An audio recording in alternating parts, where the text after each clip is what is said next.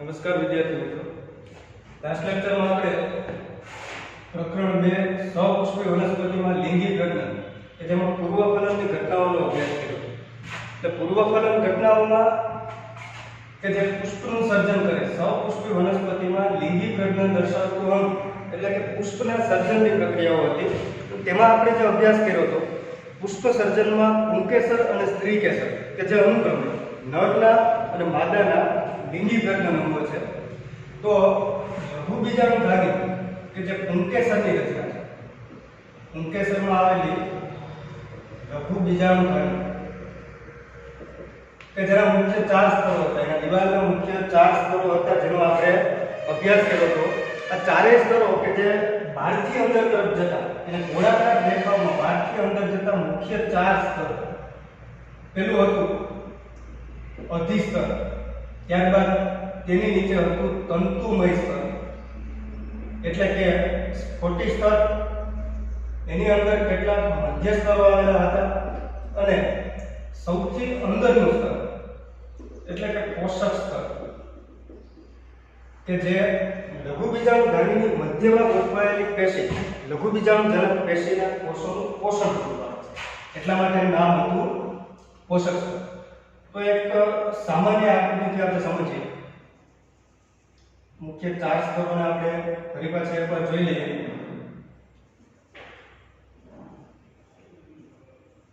સૌથી બહારનું જે સ્તર હતું અધિસ્તર, ત્યારબાદ અધિસ્તરની નીચે કેટલાક તંતુમય સ્તર, સ્ફટિક સ્તર હતા. સ્ફટિક સ્તરની નીચે અંદર તરફ જતા કેટલાક સ્તરો મધ્ય સ્તરના છે અને સૌથી અંદરનું સ્તર કે ખાસ યાદ રાખવાનું કે જેમાં ઘટ પ્રકારનો જીવરસ જોવા મળે છે અને તેનું કોષ કેન્દ્ર બહુકોષ કેન્દ્રીય સ્થિતિમાં આવેલું છે એટલે કે દ્વિકોષ કેન્દ્રીય અવસ્થામાં હોય છે. આવું સ્તર એટલે પોષક સ્તર. હવે આપણે સમજવાનું છે પોષક સ્તરની અંદર કેટલાક સઘન અને સમજાત રીતે ગોઠવાયેલા કોષો અને તેમાંથી બનતો પેશીનો સમૂહ એટલે લઘુબીજાણુજનક પેશી જે સ્પષ્ટ રીતે ગોઠવાયેલા કોષો છે. લઘુબીજાણુજનક પેશી એમના બધા કોષો લઘુબીજાણુજનક કોષો.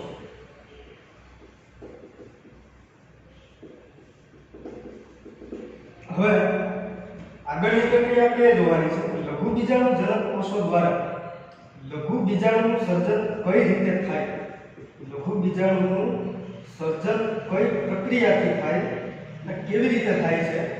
આ પ્રક્રિયાને કહેશું લઘુબીજાણુજનનની પ્રક્રિયા. લઘુબીજાણુજનનની પ્રક્રિયા. તો લઘુબીજાણુ સર્જન કરતા કોષો એટલે કે લઘુબીજાણુજનક કોષો જેને આપણે લઘુબીજાણુ માતૃકોષ પણ કહી શકીએ. લઘુબીજાણુ માતૃકોષ કારણ કે તેમના દ્વારા લઘુબીજાણુ કોષો નિર્માણ પામતા હોવાથી તેનો જે કોષ કે જે લઘુબીજાણુ સર્જન કરશે એવા કોષોને લઘુબીજાણુજનક અથવા લઘુબીજાણુ માતૃકોષ તરીકે ઓળખીએ. તો લઘુબીજાણુજનનની પ્રક્રિયા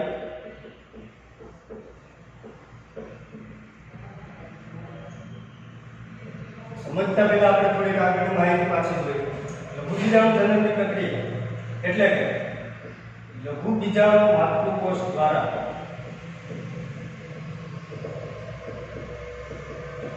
અર્ધીકરણની પ્રક્રિયા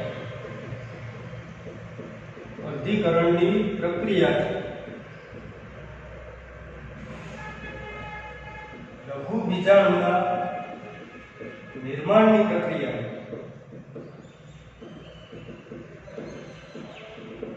લઘુબીજાણુજનન એટલે કે લઘુબીજાણુ માતૃકોષ. અહીંયા આવેલા પ્રત્યેક કોષો લઘુબીજાણુ માતૃકોષ છે કે જે સ્પષ્ટ રીતે નવા લઘુબીજાણુનું સર્જન કરવા માટે સમર્થ છે. એટલા માટે લઘુબીજાણુ માતૃકોષ બધા જ માતૃકોષ દ્વારા અર્ધીકરણની વિભાજનની ખાસ પ્રક્રિયાથી લઘુબીજાણુનું નિર્માણ થાય છે. આ પ્રક્રિયાને લઘુબીજાણુજનન એટલે કે લઘુબીજાણુ નિર્માણની પ્રક્રિયા કહેવાય.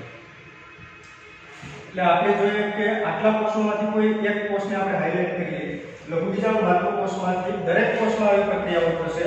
તો પહેલા તો એ જોઈએ કે લઘુબીજાણુ માતૃકોષ એ દેહનો એક કોષ હોવાથી આ કોષ 2n એટલે કે દ્વિકીય રચના ધરાવે છે.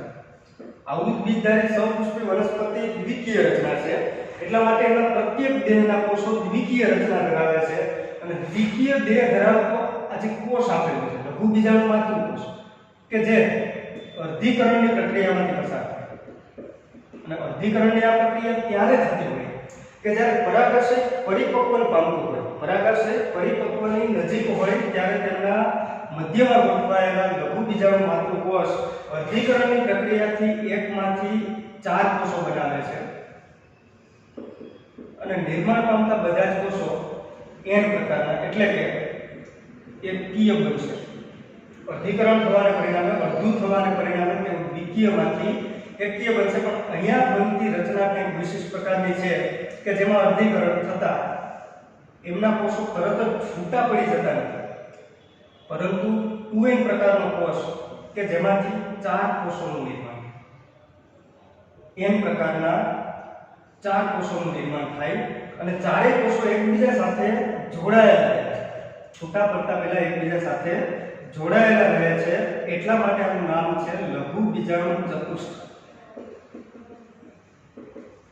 આ રચના છે લઘુબીજાણુ ચતુષ્ક. હવે આપણે અગાઉ જોયું તો એવી રીતે કે લઘુબીજાણુ એટલે બીજું કાંઈ નથી પણ પરાગરજ છે. લઘુબીજાણુ કે જે વિકાસ પામી અને પરાગરજનું નિર્માણ કરશે, એટલા માટે લઘુબીજાણુના સ્થાને આપણે એને પરાગ પણ કહી શકીએ. એટલે આ છે પરાગ ચતુષ્ક. અહીંયા નિર્માણ થાય છે અર્ધીકરણથી લઘુબીજાણુ ચતુષ્ક અથવા તો પરાગ ચતુષ્ક તમે કહી શકો.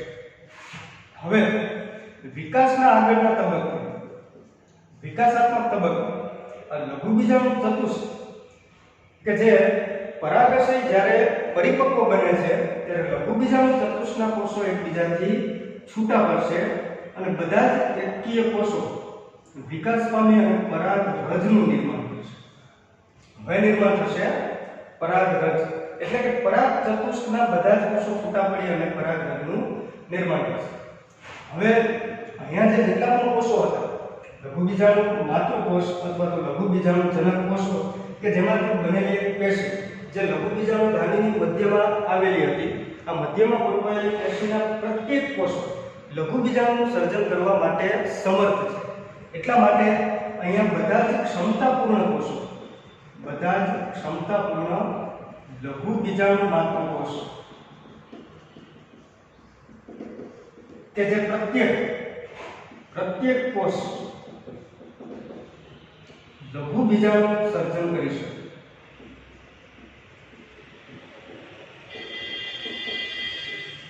પ્રત્યેક કોષો દ્વારા લઘુબીજાણુનું સર્જન થાય છે. એટલા માટે લઘુબીજાણુ માતૃકોષ એ અર્ધીકરણની પ્રક્રિયા કરવા માટે ક્ષમતા ધરાવે છે, એટલે ક્ષમતાપૂર્ણ લઘુબીજાણુ માતૃકોષ. તો લઘુબીજાણુ માતૃકોષ માટે ઇંગ્લિશમાં જેને માઇક્રોસ્પોર મધર સેલ તરીકે ઓળખાય, માઇક્રોસ્પોર મધર સેલ, અથવા લઘુબીજાણુનું બીજું નામ પરાગરજ કે જેના પરથી આપણે એને પોલેન મધર સેલ પણ કહી શકીએ. એટલે કે શોર્ટમાં માઇક્રોસ્પોર મધર સેલ એમએમસી તરીકે ઓળખીએ અને પોલેન મધર સેલ એટલે પીએમસી તરીકે ઓળખીએ. આ કોષો કે જે ક્ષમતાપૂર્ણ રીતે પ્રત્યેક કોષ લઘુબીજાણુનું સર્જન કરી શકે. એ લઘુબીજાણુ એટલે માઇક્રોસ્પોર અથવા તો વિકાસ બાદ પરાગરજને આપણે પોલેન તરીકે ઓળખીએ. હવે લઘુબીજાણુનું સર્જન થાય એટલે એના વિકાસમાંથી બનતી પરાગરજની રચનાઓ કેવી છે જે આપણે આગળ અભ્યાસ કરીએ. આ બધી જ વસ્તુઓ, પ્રત્યેક વસ્તુ પરાગાશયમાં બને છે. પરાગાશયમાં કે જ્યાં લઘુબીજાણુ ધાની હતી, પરાગાશયના 4 ખૂણાઓ પર 4 લઘુબીજાણુ ધાની કે જેને આપણે ચતુષ્કોણીય રચનામાં આપણે જોયેલી હતી. પરાગાશયની લઘુબીજાણુ ધાની ચારેય લઘુબીજાણુ ધાની અંદર પુષ્કળ પ્રમાણમાં પરાગરજ વિકાસ પામે છે. હવે જ્યારે પરાગાશય એકદમ પરિપક્વ બને અને પરાગાશય શુષ્ક બને છે, એટલે કે પરાગાશયનું સૌથી બહારનું સ્તર લઘુબીજાણુ ધાનીની બહાર આવેલા સ્તરમાં રક્ષણાત્મક સ્તર તરીકે હતા અધિસ્તર, સ્ફોટી સ્તર, મધ્ય સ્તરો.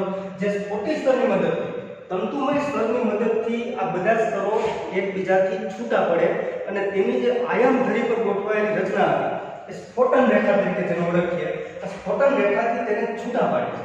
એટલે એમની અંદર રહેલી અઢળક પરાગરજ, પુષ્કળ પરાગરજ કે જેમાંથી છૂટી પડશે. હવે છૂટી પડતી પરાગરજ વિકાસાત્મક તબક્કે વિવિધ રચનામાં જોવા મળે છે. એટલે પરાગાશયમાં પરાગ કોથળી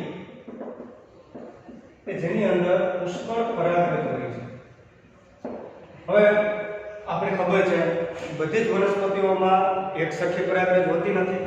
કેટલાકમાં પરાગરજ છે એનો રંગ, રૂપ, આકાર બધું વિવિધ પ્રકારમાં જોવા મળે છે. તો આગળ આપણે જોઈએ પરાગરજની રચના. પરાગરજ વિશે અભ્યાસ કરીએ તો વિવિધ વનસ્પતિના પુષ્પોમાં એના પુંકેસરમાં સમાન પ્રકારની પરાગરજ જોવા મળતી નથી. પરાગરજમાં પણ તેમના રંગ, એમના સ્વરૂપ એટલે કે એમના બાહ્ય દેખાવમાં, એમના આકારમાં અને બંધારણમાં વિવિધતા જોવા મળે છે. એટલે એક સામાન્ય ઉદાહરણ કે જાસૂદના પુષ્પમાંથી, તો જાસૂદના પુષ્પની અંદર જ્યારે તેનું પરાગાશય એકદમ પરિપક્વ હોય છે અને પરાગાશય ખુલ્લું હોય છે, એટલે કે પરિપક્વ પછી પરાગાશય શુષ્ક બની અને સ્ફોટન થવાથી તેમાંથી પરાગરજ બહાર આવી ગઈ હોય ત્યારે તેને આંગળી વડે આપણે અડકી અને જોઈએ તો હાથ પર પીળાશ પડતો પાવડર જોવા મળે છે. આ જે પીળાશ પડતો પાવડર છે પરાગરજ છે અને પરાગરજની આવી જે રચના છે એ બધામાં સમાન નહીં. એટલે કે પુષ્પો પ્રમાણે જુદી જુદી બીજધારી વનસ્પતિઓ પ્રમાણે તેમાં બંધારણમાં વિવિધતા જોવા મળે.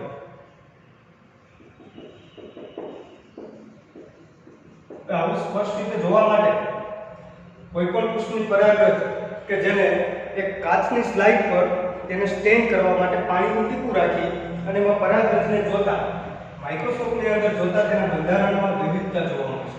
એટલે કે તેનો આકાર વિવિધ પ્રકારનો હશે, તેની દેખાવની રચના પણ જુદા પ્રકારની હશે, તેનો રંગ અલગ પ્રકારનો હશે.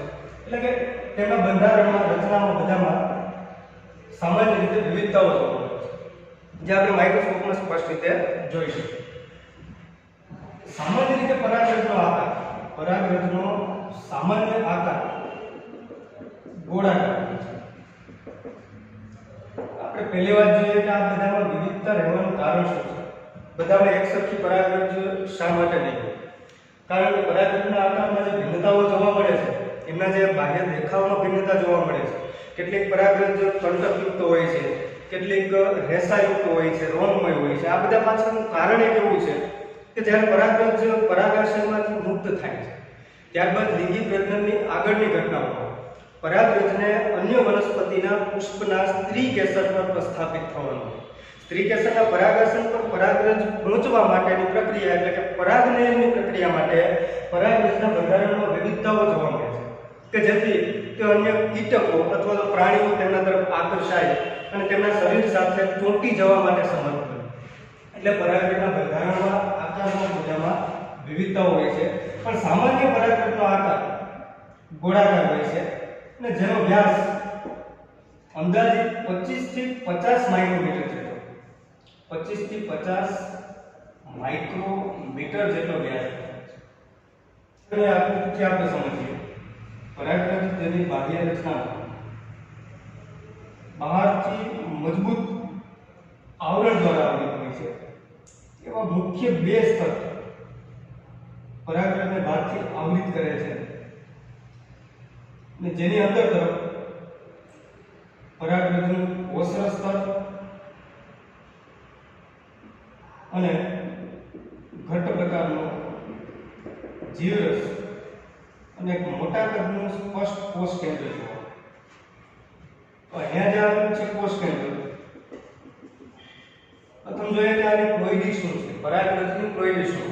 એટલે જ્યારે પરાગરજ વિકાસ પામે છે, પરાગાશયમાંથી મુક્ત થાય છે, સમયની વાત કરીએ કે પરાગરજ લઘુ બીજાણુમાંથી વિકાસ પામતી રચના છે. તો લઘુ બીજાણુ આપણે અગાઉ વાત કરેલી હતી એવી રીતે લઘુ બીજાણુ ચતુષ્ક કે જેના પ્રત્યેક કોષો એકકીય પ્રકારના બને છે અને લઘુ બીજાણુ માતૃકોષ કે જેનો પૂર્વનો કોષ હતો આ કોષના કોષ કેન્દ્ર 2n એટલે કે દ્વિકીય પ્રકારનું હતું. તો દ્વિકીય પ્રકારના કોષના અર્ધીકરણથી બનતું લઘુ બીજાણુ ચતુષ્ક કે જેની પ્લોઇડી શું હોય, પ્લોઇડી એટલે કે એકકીય, દ્વિકીય, ત્રિકીય એના જે રંગસૂત્રોની ગોઠવણી આપેલી છે ને આપણે પ્લોઇડી તરીકે ઓળખીએ. તો લઘુ બીજાણુ ચતુષ્કની પ્લોઇડી એકકીય પ્રકારની હતી કારણ કે એમાં એકકીય પ્રકારના 4 કોષો હતા.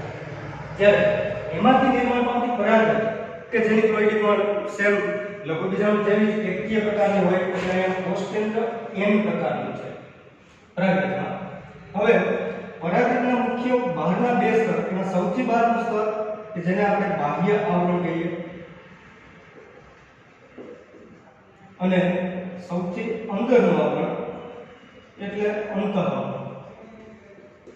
બાહ્ય આવરણ અને અંતઃઆવરણ બે મુખ્ય સ્તરો દ્વારા પરાગરજ આવૃત હોય છે. ત્યારબાદ તેનું કોષરસ, જીવરસ અને એની અંદર એનું કોષ કેન્દ્ર ગોઠવાયેલું છે. તો બાહ્ય સ્તર, પરાગરજનું બાહ્ય સ્તર કે જે સામાન્ય રીતે કાર્બનિક દ્રવ્ય, એક મજબૂત કાર્બનિક દ્રવ્ય સ્પોરોપોલેનિનનું બનેલું છે. સ્પોરોપોલેનિનનું બનેલું છે અને સ્પોરોપોલેનિનની બનેલી આ રચના સખત અને મજબૂત આવરણ છે કે જેથી પરાગરજને બહારથી કોઈ નુકસાન થવાની શક્યતાઓ નહીવત હોય છે. સ્પોરોપોલેનિનની વિશેષતા એવી છે, આવરણની વિશેષતા એવી છે કે જે ખૂબ જ ઊંચું તાપમાન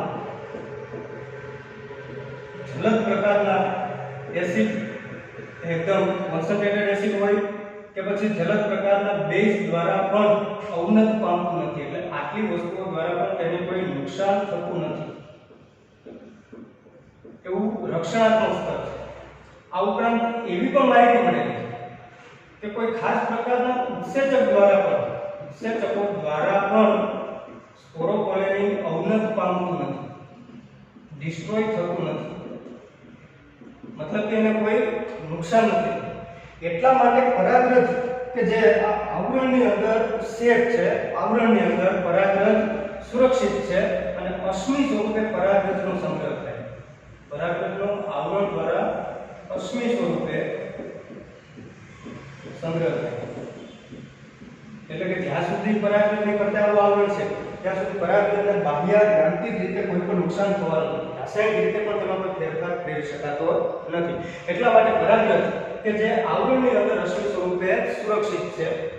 હવે પરાગરજનું જે બાહ્ય આવરણ છે સ્પોરોપોલેનિનનું બનેલું, આ બાહ્ય આવરણના કેટલાક સ્થાને કે જ્યાં સ્પોરોપોલેનિન ગેરહાજર હોય છે, કેટલાક સ્થાને સ્પોરોપોલેનિનનું આવરણ ગેરહાજર હોય જોવા મળતું નથી. આવા સ્થાને કેટલાક નાના છિદ્રો હોય અને આ નાના છિદ્રો વિશિષ્ટ પ્રકારના કાર્ય માટે છે જેને જનન છિદ્ર તરીકે ઓળખાય. આવા છિદ્રોને જનન છિદ્ર તરીકે ઓળખવામાં આવે. હવે અહીંયા આપણે જોઈએ કેટલાક સ્થાન પર કે જ્યાં સ્પોરોપોલેનિન ગેરહાજર હોય છે આવા સ્થાનને જનન છિદ્ર કહીશું. અને જનન છિદ્રનું ખાસ કાર્ય એવું છે કે તેમની અંદરના સ્તરમાંથી એક વિશિષ્ટ પ્રકારની નલિકાનું નિર્માણ, જેને પરાગ નલિકા તરીકે ઓળખાય. જનન છિદ્રનું કાર્ય પરાગ નલિકાના અંકુરણ એટલે કે પરાગ રચના અંકુરણ માટે છે. પરાગરજનું અંકુરણ એટલે કે સામાન્ય બીજના અંકુરણ જેવી પ્રક્રિયા છે. બીજના અંકુરણ દરમિયાન કે જ્યારે એને જમીનમાં રાખેલું હોય ત્યારે બીજમાંથી મૂળ અને પ્રકાંડ એટલે કે શરૂઆતમાં એમાંથી ભ્રૂણ અને એનું શરૂઆતનો જે પ્રરોહનો ભાગ નિર્માણ પામતો હોય છે એટલે કે ફળગું ફૂટવાની જે પ્રક્રિયા હતી તે બીજાંકુરણની પ્રક્રિયા છે.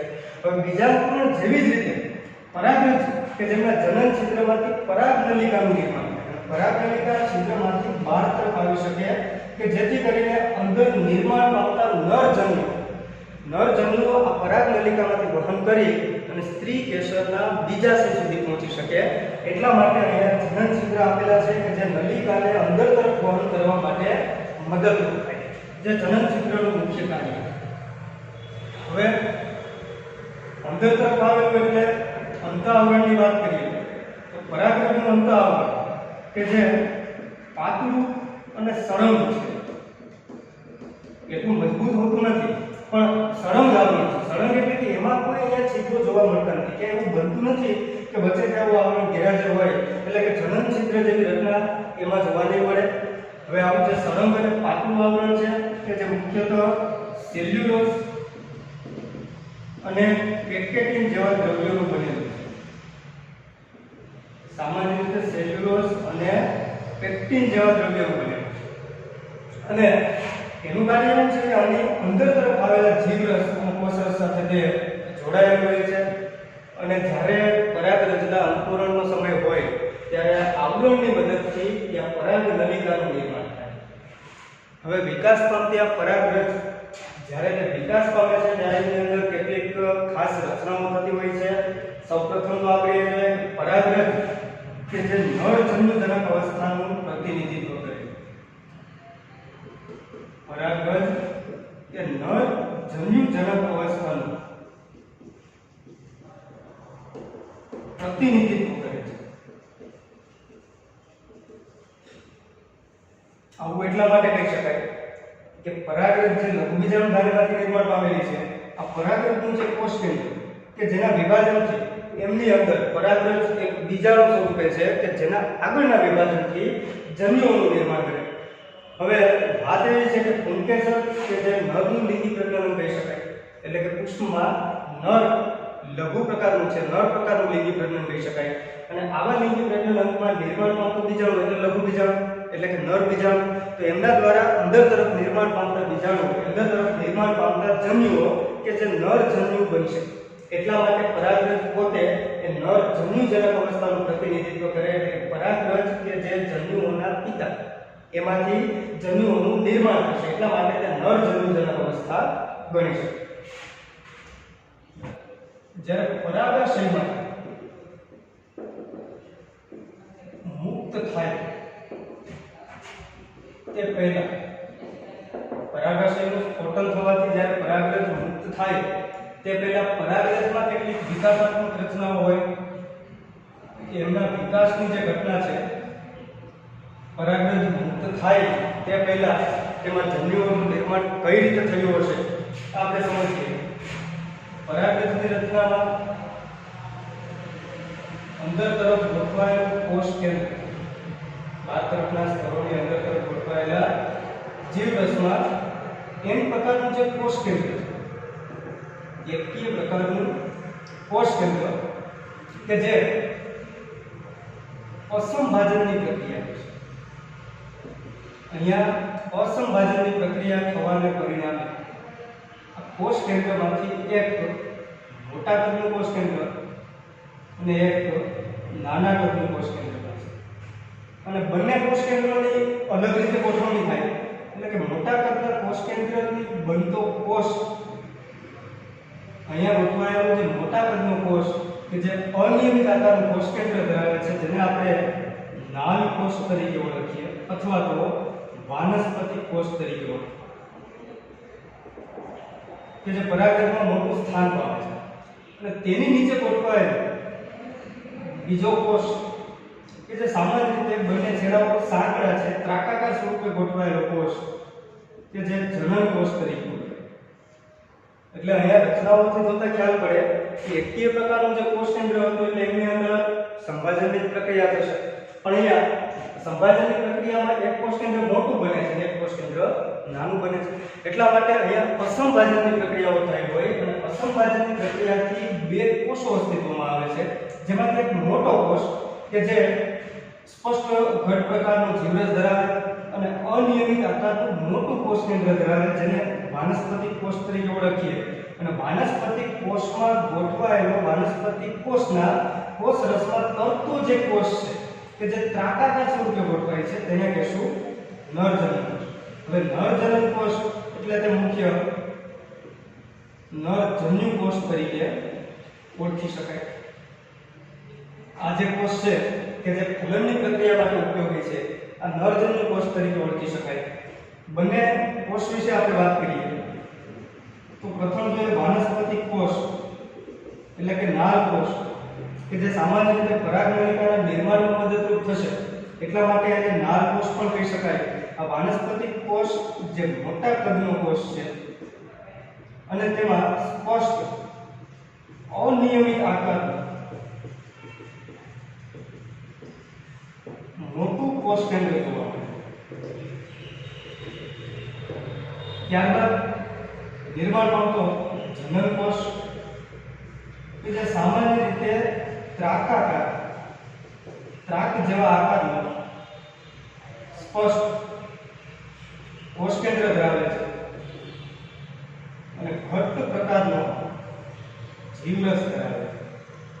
આવું બનેલો કોષ કે જે જનન કોષ જે સામાન્ય રીતે વાનસ્પતિક કોષના કોષરસમાં તરતો રહે છે. એટલે કે આ કોષથી છૂટો નથી, કોષની અંદર જ નિર્માણ પામે છે, કોષરસમાં તરતો કોષ છે. હવે કેટલીક અવસ્થાઓ એવી છે આના પછીનો જો વિકાસ થાય તો શું બનશે કે જ્યારે જનન કોષ ફરી પાછો એક વખત વિભાજન કરશે. એટલે જનન કોષ કે જે સંભાજનની પ્રક્રિયામાંથી પસાર થાય. જો જનન કોષ સંભાજન કરે તો જનન કોષ પોતે એકકીય પ્રકારનો સંભાજનથી બે કોષો નિર્માણ પામશે એકકીય પ્રકારના.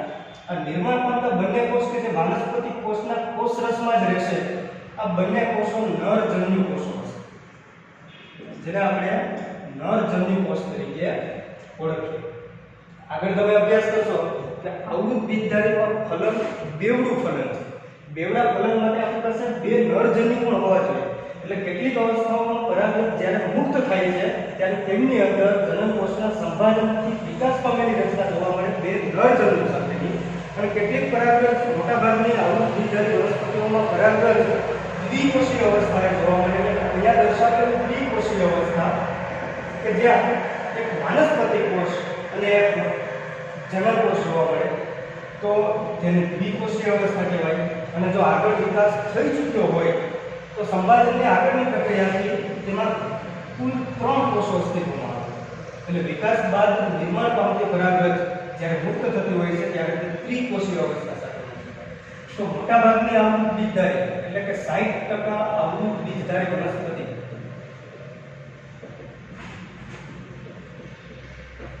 કે જે દ્વિકોષીય અવસ્થાએ મુક્ત થાય.